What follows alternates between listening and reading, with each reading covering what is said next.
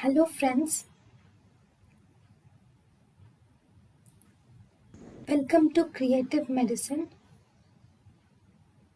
In this lecture, we will learn about bone manifestations of chronic kidney disease. In the bone manifestations of chronic kidney disease, we have two types. One, we have high bone turnover is seen with increased there is high bone turnover is seen with increased parathyroid levels, and there are also low bone turnover. In the low bone turnover is seen with low or normal, there is low bone turnover with low or normal parathyroid levels. So first, high bone turnover with increased parathyroid levels. High bone turnover with increased parathyroid levels include the following. First, whenever there is high bone turnover with increased parathyroid levels, one, there is osteitis fibrosa cystica.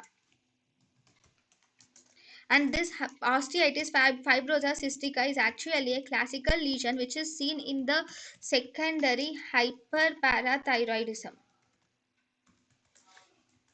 Then the second important thing is, in the high bone turnover with increased parathyroid, there is retained phosphate is seen, and this retained phosphate will stimulate the release of synthesis. This will stimulate the synthesis of two things: one, fibroblast growth factor 23, and parathyroid. This fibroblast growth factor 23 is actually, it is produced by osteocytes.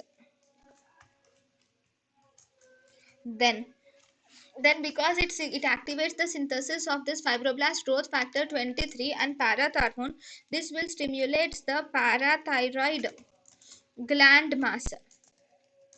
Then what is this fibroblast growth factor 23? Fibroblast growth factor 23 is produced by osteocytes, and this fibroblast growth factor 23 is a part of a family of phosphatonins. It is a part of family of phosphatonins, and this fibroblast growth factor 23 will also stimulates,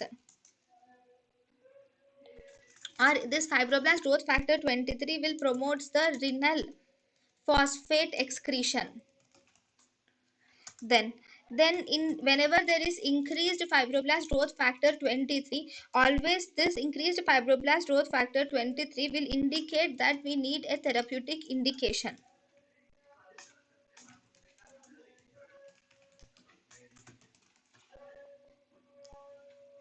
Then we also have low bone turnover. In the low bone turnover is also seen the in low bone turnover with low or normal parathyroid levels. Low bone turnover with normal parathyroid levels. In this we have two diseases mainly. One, we have a dynamic bone disease, and second, we have osteomalacia. Okay, next, first, in a dynamic bone disease.